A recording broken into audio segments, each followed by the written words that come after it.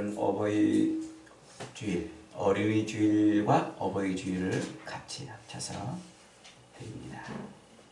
오늘 말씀의 제목은 복덩어리라는 제목으로 말씀을 나눕니다. 복덩어리. 퀴즈로 설교를 시작하겠습니다. 퀴즈. 제가 상품을 하나 준비할까 하다가 안 했어요. 퀴즈. 노인들은 다음 네 곳 중 어디에서 살고 싶어 할까요? 첫째, 공기 좋고 물 맑은 시골에서 조용히 홀로 살고 싶어 한다. 둘째, 노인시설 같은 편안한 곳에 들어가서 다른 노인들과 함께 살고 싶어 한다.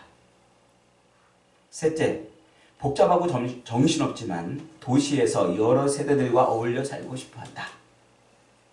넷째, 어디든 좋다.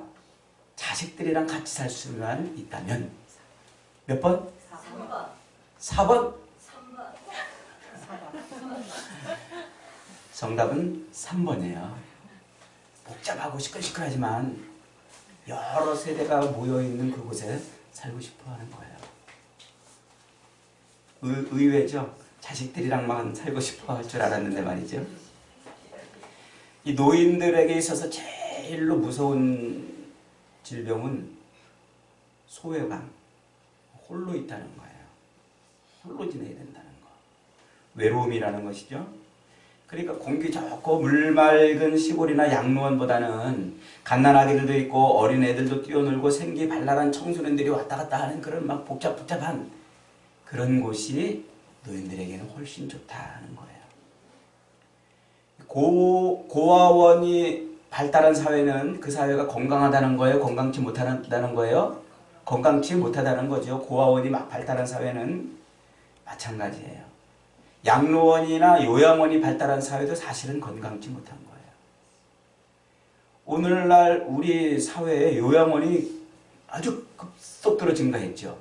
그래서 실버 산업이라 해가지고 노인들을 겨냥한 그런 많은 다양한 상품과 또 기업의 활동들이 촉진이 되고 있는데 그 요양원이 지금 우리 사회에 굉장히 많이 생겼어요. 곳곳에 가는 곳마다 없는 데가 없어요. 이것은 우리 사회가 지금 사실은 건강치 못한 사회라는 것을 말해주는 신호입니다. 신호. 그러니까 노인이 될수록은요 점점 더 이렇게 어울려 살아야 돼요. 같이 살고 더불어 살고 어울려 살아야 돼요. 오늘날 선진국이든 후진국이든 가장 심각한 사회 문제 중에 하나가 바로 이 노인 문제예요. 노인 문제를 어떻게 다루고 해결하느냐에 따라서 그 사회의 역량이 결정된다. 이렇게 보기도 하죠. 뭐 우리가 멀리서 찾지 않아도 그냥 TV 채널만 열어도요. 이 노인 문제가 얼마나 심각한지 단적으로 알 수 있지 않습니까? 그런데 재미있게도요. 일단 텔레비에서 이 노인들을 외면해요. 노인들. 대부분의 방송들이 노인들을 위한 프로그램을 거의 하잖아요. 한동안 꽃보다 중년해가지고 노인들 나와가지고 하는 그런 프로그램들이 우리 사회에 이렇게 히트를 치기도 했습니다만 그러나 정말 노인들을 위한 프로그램들이 많지 않아요. 젊은이들, 청소년들, 젊은 세대들을 겨냥한 프로그램은 뭐 차고 넘치죠. 왜 그럴까요? 장사가 안 되는 거예요. 노인 프로그램 만들어가지고는 방송국들이 광고 수입을 얻을 수 없고 장사가 안 된다는 거죠. 그런데 노인 프로그램, 노인들을 겨냥한 또 그들을 보여주는 그런 프로그램이 작은 것도 문제지만 가끔씩 등장하는 노인들의 모습도 사실은 더 큰 문제입니다. 왜 그러냐면 그 방송 TV 화면에서 비춰지는 노인들의 모습은 대체로 부정적인 모습을 많이 비춰줘요. 한 세대를 책임져온 당당하고 그리고 아주 우리 사회의 중요한 자원으로서의 노인들의 모습은 온데간데 없고 그저 세대 차이를 극복하지 못한 그리고 자신의 그 옛날 생각과 족감만을 고집하는 골칫덩어리로 이 노인들의 모습을 비춰주고 있어요. 그래서 늘 이 자녀들하고 갈등하고 다투고 애들에게 꼰대 짓을 하는 그런 모습으로 노인들을 그려주고 있다는 거죠. 그러다 보니까 이 젊은 사람들이 그런 TV, 그런 방송을 보면서 노인들의 모습을 자꾸 이 젊은 세대랑 갈등을 일으키는 그런 이미지로만 자꾸 보니까 노인들이 점점 더 이상하게 괴물처럼 보이는 거예요. 아이들 눈에. 그래서 이 나이 드신 어른들을 볼 때에 시대착오적인 그런 사람들, 그리고 자기 고집에만 붙들려 있고 무식하고 또 좀 분수가 없거나 뭐 이런 모습으로 노인들을 이미지화하는 거죠.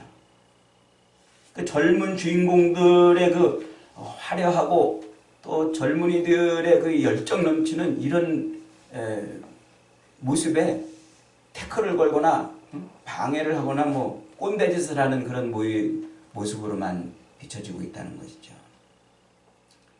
여러분, 매번 투표할 때마다 어른들은 집에 계시라 하는 얘기가 왜 나와요? 그게 이제 역동적인 사회의 어떤 일들을 방해하는 그런 존재로만 인식한다는 거죠. 그래서 저는 이 방송국에 있는 이 작가들이 좀 회개를 해야 되지 않나. 그들도 늙을 건데 이런 생각을 조금 해봐요. 조금. 근데 제가 이렇게 TV 프로그램 중에 아주 잘 재미있게 즐겨보던 프로가 있는데 그 프로가 뭐냐면 동물의 세계. 동물의 세계 여러분 보셨나요? 그거 보면서 전 참 많은 감동을 받아요. 많은 감동. 그 프로그램을 보면요, 호랑이, 곰, 뭐 맹수들 뿐만 아니라 듣도 보도 못한 그런 신기하고 이상한 동물들이 많은데요. 아주 기상천외한 별의별 동물들. 그런데 그 동물들에게서 하나같이 볼 수 있는 게 뭐냐면 모성애, 그리고 부성애, 이런 게 있더라고요. 말 못하고 정말 생각 없이 사는 것 같은 그 짐승들에게서도 이 모성애와 부성애가 얼마나 강한지 말이죠. 자기 자식을 먹이고 자기 새끼를 살리려고 하는 그런 일을 하는, 그런 행동을 하는 그 동물들을 보면은요, 야, 참 대단하구나, 이런 생각을 해봅니다. 그런데 그것보다 더 놀란 게 있어요. 이 어미가 자식을 위해서 헌신하고 처절하리만큼 자식을 위해서 자기를 내어주는 그런 모습도 놀라운데 그것보다 더 놀라운 게 있어요. 그게 뭘까요? 그것은 새끼는 한 번 어미에게서 떠나면 그걸로 끝, 돌아오지 않더라는 거예요. 새끼는 부모의 품을 떠나면 돌아와서 그 늙은 부모를 먹여 살리려고 애쓰고 몸부림치는 그런 모습이 하나도 없더라는 거죠. 오직 부모만이 새끼를 돌보지 새끼는 절대로 부모를 안 돌보더라는 거예요. 그러니까 부모를 돌보고 부모를 공경하고 부모를 위해서 자기를 희생하는 삶은 누구만 살 수 있는 거예요? 사람만 사는 거예요. 짐승은, 동물의 세계에서는 그걸 볼 수가 없어요. 어미나 아비가 늙었을 때 장성한 새끼들이 돌아와서 돌봐주고 먹여주고 그 부모를 챙겨주는 그런 모습은 짐승, 동물의 세계에서는 없어요. 오직 사람의 세계에서만 있다는 것이죠. 왜 그럴까요? 그것은 하나님께서 우리 인간의 마음 속에만 부모를 사랑하고 부모를 공경하는 마음을 넣어주셨기 때문에 그런 거예요. 오직 효도를 할 수 있도록 우리 인간의 마음 속에만 넣어주셨다는 거죠. 그러니까 한마디로 말해서 짐승과 사람을 구분하는 가장 중요한 요소 중에 하나가 뭐란 말이에요? 효도라는 거예요. 효도. 여러분들은 지금 동물의 세계에 살고 있나요? 아니면 사람의 세계에 살고 있나요? 하나님이 왜 사람에게만 효도라는 마음을 넣으셨을까요? 왜 사람의 마음속에만 동물과 다른 그것을 넣어주셨는가 하면, 첫째로는 이 부모를 공경하는 것이 곧 아름다운 사회를 유지하기 위한 중요한 버팀목이기 때문에 그래요. 인간 사회가 자식에 대한 부모의 내리사랑만 있고 부모에 대한 자식들의 위로의 사랑이 없다면 이 사회는 무슨 사회? 동물의 사회. 동물의 세계가 되는 거예요. 인간 사회가 아니라 짐승 같은 사회가 되는 것이죠. 그런데 안타깝게도 지금 우리 사회가 그런 모습으로 점점 가고 있어요. 그러니까 옛날에는 부모를 공경하는 것을 당연한 것으로 알고 부모와 함께 살아서 그 늙은 부모를 책임지는 것을 마땅한 도리라고 생각을 했는데 지금 그런 자식들이 어디 있냔 말이에요. 그런데 부모는 아직도 내리사랑이라고 떨어져 있어도 그냥 자식을 위해서 그렇게 몸부림을 치잖아요. 자식들은 그게 없어요. 여러분, 이 아름다운 이 사회를 아름답게 만들고 우리가 사는 이 삶에서 그래도 우리를 버티게 해주고 주님 다시 오시는 날까지 우리의 삶을 그래도 소망 있게 만들어주는 중요한 버팀목 중에 하나가 바로 부모를 공경하고 사랑하는 거예요. 사람 사는 사회는 결국 부모를 공경하고 부모에게 효도하는 그것이 만들어내는 겁니다. 그러므로 부모와 어른들을 잘 공경하고 대접하는 그런 사회가 되어야 돼요. 그래서 부모를 돌볼 수 있도록 그렇게 해야 되죠. 그 다음에 두 번째로는 하나님께서 왜 짐승의 마음에, 짐승 속에는 효도를 안 넣어놓으시고 인간에게만 효도하는 마음을 넣어주셨냐면 그것은 그 부모 공경을 통해서 누구를 알게 하시는 거예요? 하나님을 알게 하시는 거예요. 하나님. 여러분, 세상에 지식이 얼마나 많습니까? 세상에 얼마나 많은 정보가 있고 지식이 있습니까? 하지만 그 모든 지식들이 산보다 높고 바다보다 깊어도 하나님을 아는 지식만큼 좋은 게 어디 있겠어요? 최고의 지식이죠. 그래서 우리는 세상에 있는 이 많은 지식들, 이 많은 정보들을 알면 알수록, 습득하면 습득할수록 세상에 누가 있다는 것을 알게 돼요. 하나님이 있다는 것을 알게 되게 돼 있어요. 그래서 세상의 것을 배우면 배울수록, 살면 살수록 세상은 하나님이 통치하시는 곳이구나 알잖아요. 여러분, 우리가 그렇잖아요. 이 코로나 사태를 통해서도 우리가 뼈저리게 깨달은 것 중에 하나가 뭡니까? 참, 인간은 진짜 아무것도 아니다는 거예요. 과학이 발달하고 의학이 이렇게 발달했는데도 눈에 보이지도 않는 그 바이러스 하나 때문에 맥없이 쓰러져가는 우리 인간의 세상을, 인간 사회를 보면서 참 하나님 없이는, 하나님의 은혜 없이는 아무것도 아니구나 하는 것을 우리는 깨닫는 거예요. 그렇게 우리는 살면서 이런 지혜와 또 이 지식들을 축적하면 축적할수록 하나님을 배우게 되어 있는 거죠. 그런데 하나님께서는 우리로 하여금 하나님을 배울 수 있는 가장 최고의 길을 어디다가 만들어 놓으셨느냐 하면 바로 우리 부모를 통해 만들어 놓으신 거예요. 부모를 통해. 그러니까 부모를 통해 자식이 되고 그 자식이 부모를 바라보면서 자기 삶을 성장해 가는 동안 우리는 그 부모를 통해 누구를 발견하는 거예요? 하나님을 발견하는 거예요. 하나님을 배우게 되는 거죠. 하나님이 어떤 분이신가? 우리 아버지 하나님이 어떤 분이신가? 그걸 배우는 거예요. 여러분, 하나님 아버지를 이렇게 부르잖아요. 아버지. 실제로 하나님이 우리에게 아버지십니까? 하나님은 하나님이십니다. 창조주이시고 우리는 피조물이에요. 우리가 어떻게 그 위대하고 어마어마한 세상 그 어떤 것과도 견줄 수 없는 그 하나님을 아버지라고 부를 수 있단 말입니까?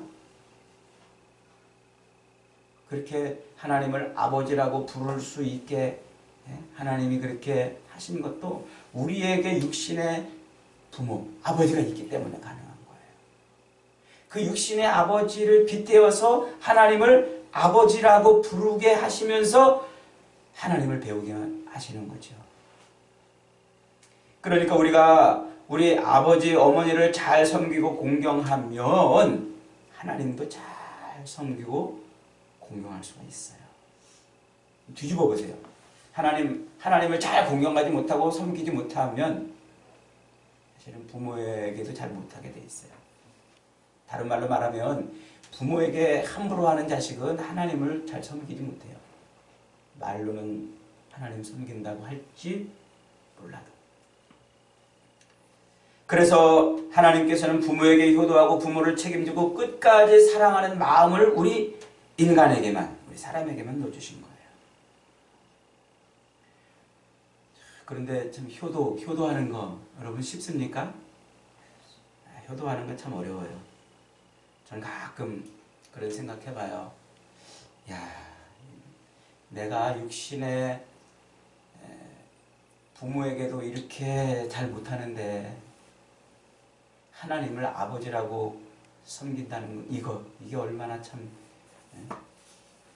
가증스러운 일인가. 우리 어머니, 아버지에게 내가 하는 짓거리를 돌아다 보면 하나님을 섬긴다는 것이 참 거짓말이구나. 그런 생각을 가끔 해봐요. 참 부끄럽지요. 매년마다 이렇게 어버이날이 돌아오잖아요. 어버이날이. 근데 뭐 특별히 어버이날이라고 해서 특별히 제가 뭐 해드린 게 없어요.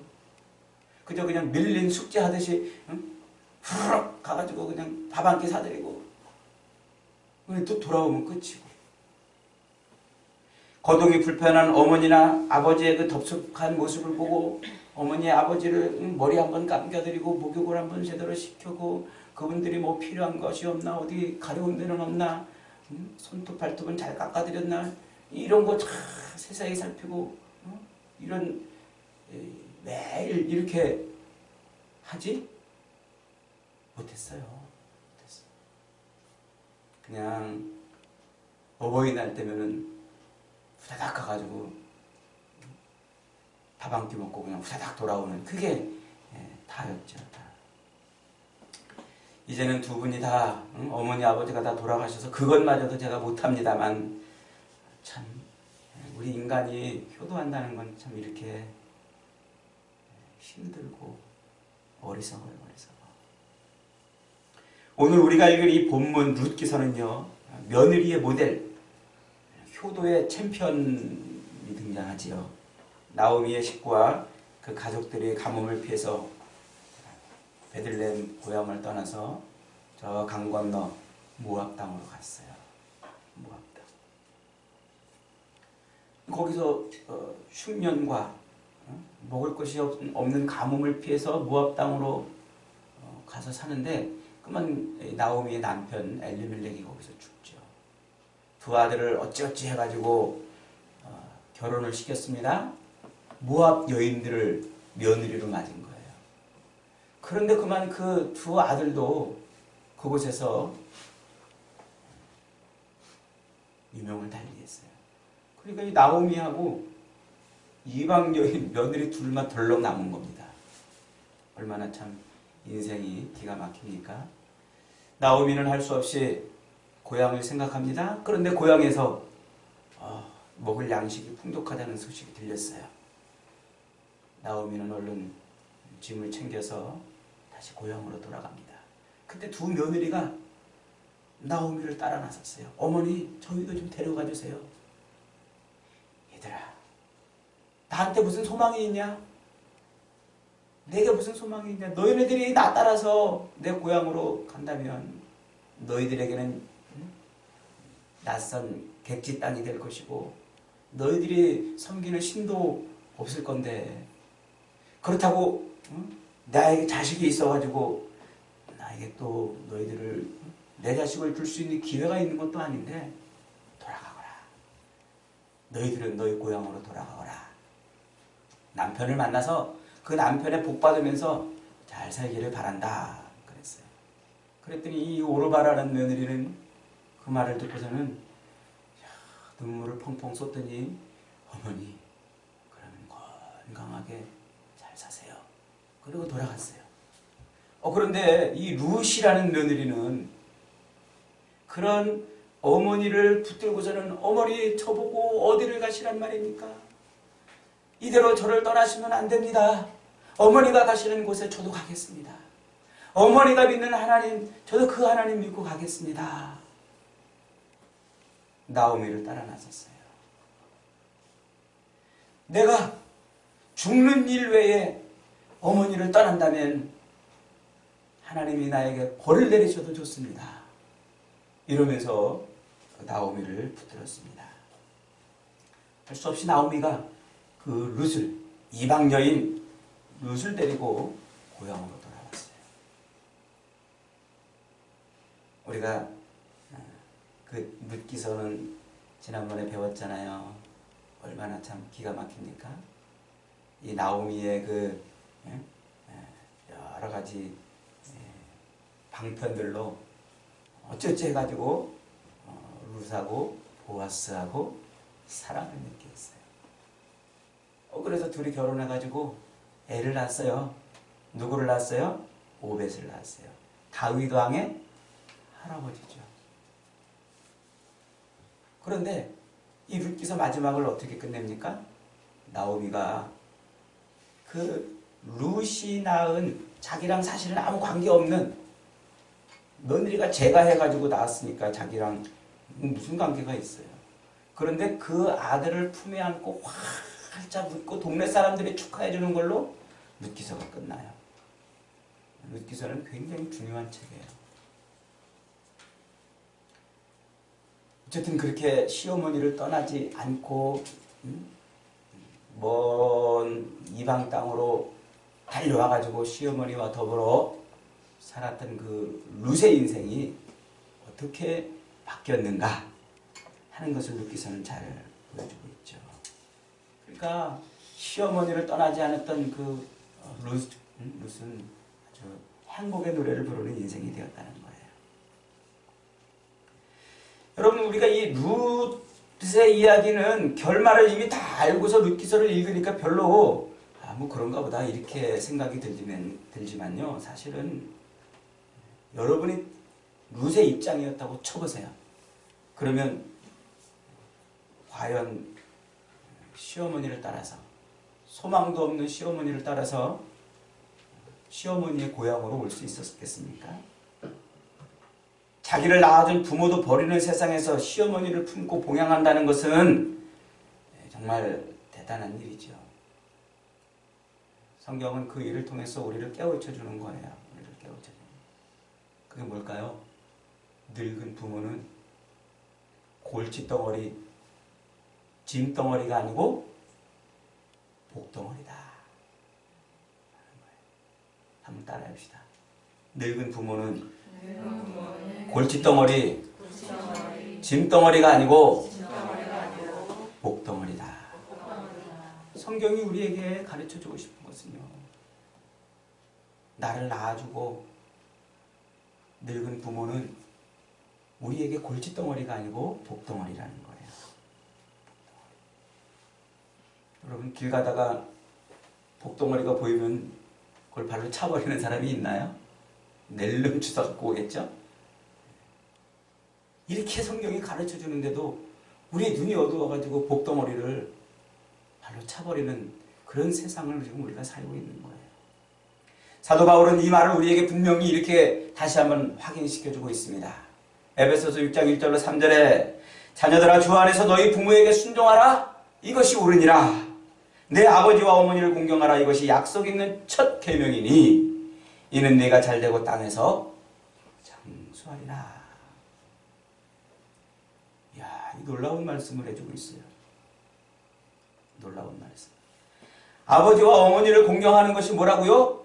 이것이 마땅한데 이것이 약속이 있는 첫 계명이라는 거예요.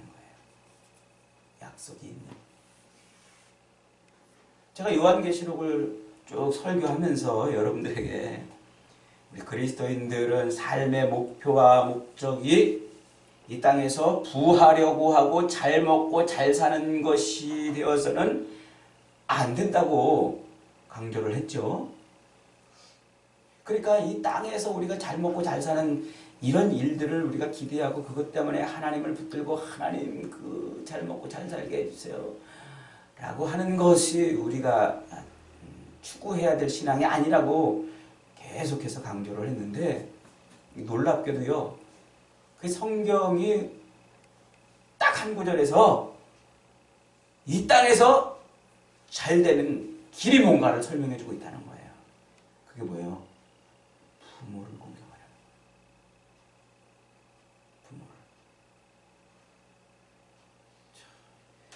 부모를 공경하는 것, 그것이 이 땅에서 잘 되는 길이라는 것이죠. 약속이 있는 첫 계명이라는 거예요. 약속이 있는 첫 계명. 이 약속이 있는이라는 말은 약속을 가지고 있는, 그러니까 언약의 테두리 안에 있는 이라는 말이에요. 그러니까 우리가, 저와 여러분이 언약의 테두리 안에 있다면 부모를 공경하는 것, 그것이 우리 삶의 첫 계명으로 붙들고 살아야 되는 것이라는 거죠. 우리 삶에. 그래서 10계명에 하나님을 향한 계명과 인간을 향한 계명에서 가장 중요한 계명으로 첫 번째 등장하는 게 뭐예요? 부모를 공경하라는 거 아닙니까? 부모를 공경할 때 하나님은 우리에게 복을 주셔요. 네가 잘되고 땅에서 장수하리라. 부모를 잘 섬기고 봉양하는 자식에게 하나님이 땅에서의 축복을 인생의 유업으로 주시겠다는 것이죠. 그것을 증명하는 것이 오늘 룻기서입니다. 하나님의 언약 안에서 그 언약을 붙들고 사는 인생으로 살아가기 위해서 몸부림치며 살 때에 중요한 게 뭐냐? 그것이 부모를 공경하는 것이라는 거죠. 그것을 증명해 주는 게 룻기서예요. 오늘 본문의 16절에서 룻은 이렇게 말합니다. 룻이 이르되 내게 어머니를 떠나며 어머니를 따르지 말라. 돌아가라. 강권하지 마옵소서. 어머니가 가시는 곳에 나도 가고 어머니께서 머무시는 곳에 나도 머물겠나이다. 어머니의 백성이 나의 백성이 되고 어머니의 하나님이 나의 하나님이 되시리니. 지금 이 룻이 단지 어머니 바지가랑이 붙들고서 나 어머니 안 떠날래요, 지금 이런 얘기하는 것이 아니라고 그랬죠. 어머니의 하나님이 나의 하나님이 되기를. 즉 룻의 인생이 지금 이방 땅에서 이방 여인으로 자라나가 그가 지금 어디로 들어오는 거예요? 하나님의 언약 안으로 들어오는 거예요. 언약 백성이 되는 것이죠. 하나님의 언약 백성으로 사는 거예요. 룻의 인생이 지금 언약 밖에 있던 인생에서 언약 안으로 들어오는 인생으로 전환이 되고 있는 인생의 터닝 포인트가 되는 거예요. 그 인생의 터닝 포인트, 언약 안에 들어와서 그가 지금 붙들고 있는 게 뭡니까? 그가 지금 하고자 하는 게 뭡니까? 어머니를 봉양하는 거예요. 어머니를 봉양하는 거. 그 시어머니를 모든 걸 다 잃고 남편도 잃고 자식도 잃고 재산도 다 잃고 빈털터리가 된 그 시어머니를 봉양하는 그것이 자기 언약 안에 들어와서 사는 자기 인생의 중요한 사명이 되었다는 것이죠. 이 룻이 인간적인 정 때문에 혈육의 정, 생각해 보세요. 이 며느리, 이방 며느리가 자식하고 얼마나 같이 살았는지 모르지만은 그 며느리가 애도 안 가진 걸 보니까, 임신도 안 한 걸 보니까 아마 결혼해가지고 얼마 안 돼가지고 죽었을 수 있어요. 그렇다면 이 시어머니 나오미하고 룻은 혈육의 정을 쌓기에는 너무 짧은 시간이에요. 인간적으로 서로 정말 딸 같은 그런 며느리가 되고 친정엄마 같은 그 시어머니 관계가 되기에는 정말로 부족하고 짧은 시간이 있을 수밖에 없어요. 그렇다면 룻이 지금 나오미를 따라가겠다고 나선 이것은 단지 인간적인 혈육의 관계, 혈육의 정 때문만은 아니라는 것이죠. 그걸 보여주는 거예요.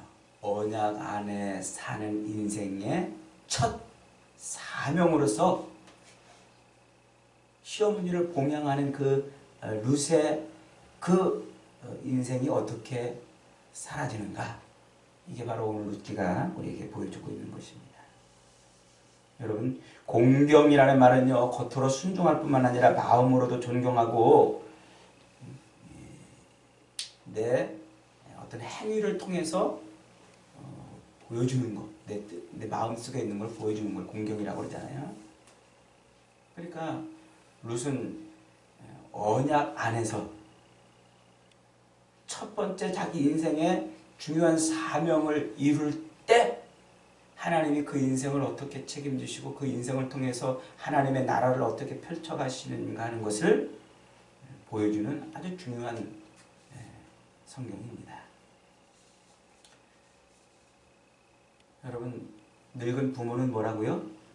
골칫덩어리, 짐덩어리가 아니고 복덩어리다. 언약 안에 있는 인생이 추구하고 이루어야 될 가장 중요한 첫 번째 사명이기 때문에 하나님은 그 사명을 이루는 인생에게 복을 주십니다.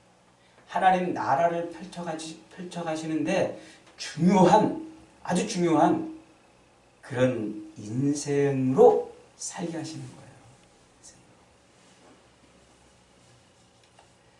사실 세상에서 가장 드라마틱하게 효도의 본을 보여주신 분은 바로 예수님이시죠. 요한복음 19장에 나오잖아요. 예수님이 십자가에 매달리셨어요. 그래서 물과 피를 다 쏟으시고 정신이 몽롱한 상태에서 19장 26절에 예수님은 이런 말씀을 남기십니다. 예수께서 자기 어머니와 그 곁에 서 있는 사랑하는 제자를 보시고 어머니에게, 어머니, 이 사람이 어머니의 아들입니다 라고 말씀을 하셔요. 그 다음에 그 옆에 서 있는 제자에게 이분이 내 어머니시니라 그런 말씀을 하시고 숨을 거두세요. 십자가에 달려 돌아가시면서 예수님은 얼마나 많은 말씀을 하고 싶었을까요? 그런데 놀랍게도 예수님은 어머니에 대한 이야기로 자기 인생의 끝자락을 마무리하고 있다는 것이죠. 참 너무나 극적이지 않습니까? 저는 그 장면을 이렇게 보면 상상해 보면서 참 너무나 극적인 장면이다 이런 생각이 들어요. 지금 예수님은 효도할 처지가 못 되었죠. 어머니를 돌아볼 여유가 없었습니다. 예수님은 가시관을 쓰신 자리에서 솟아나는 그 피를 인해서 얼굴과 눈이 덮여 있었는 상태입니다.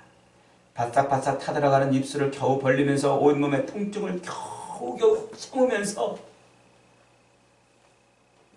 옆에 있는 제자에게 네 어머니니라, 네 어머니니라.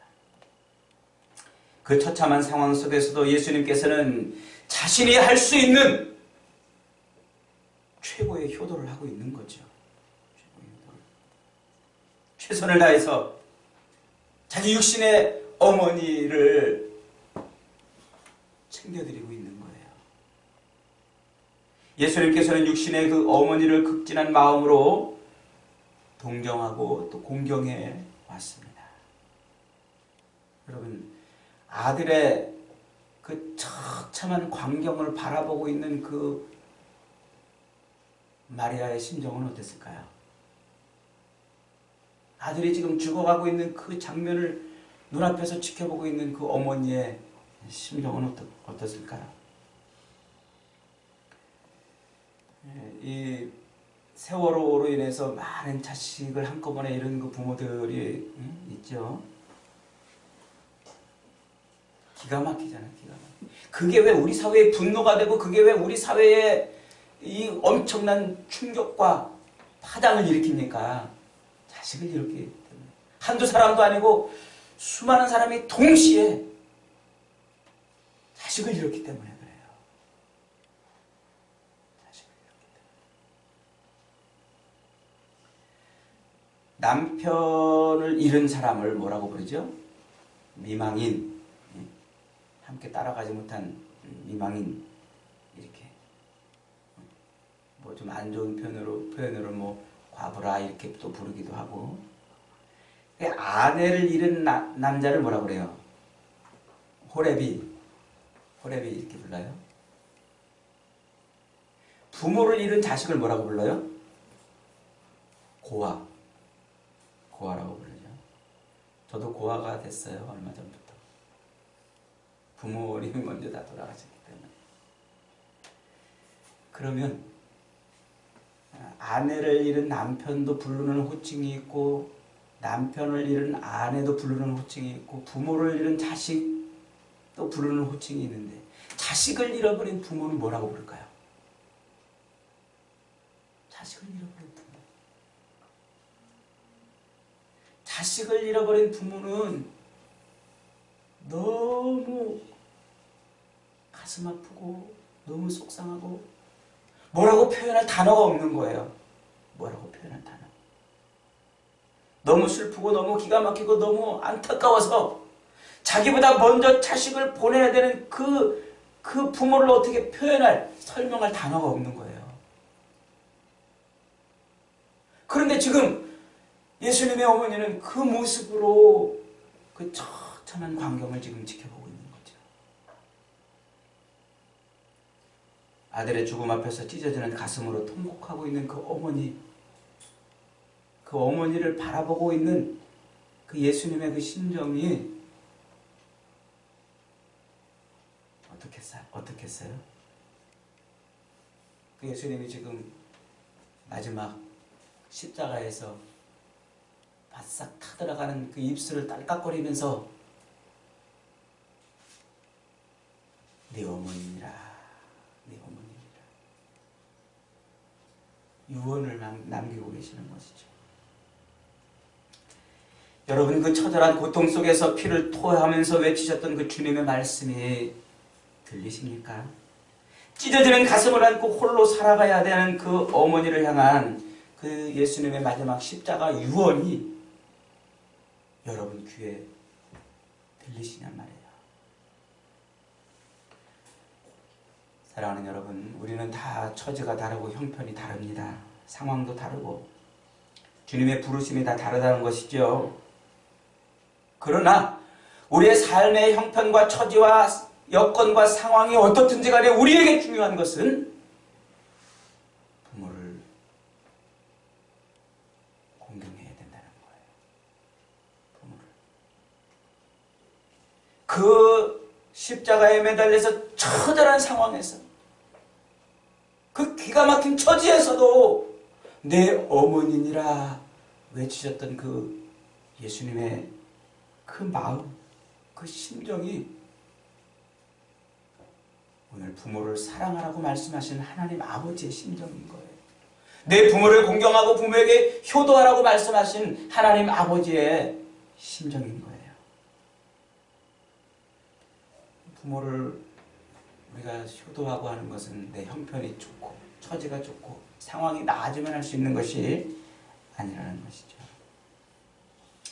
여러분 우리가 더욱더 우리 부모님을 돌봐야 되겠어요. 돌봐야 돼요.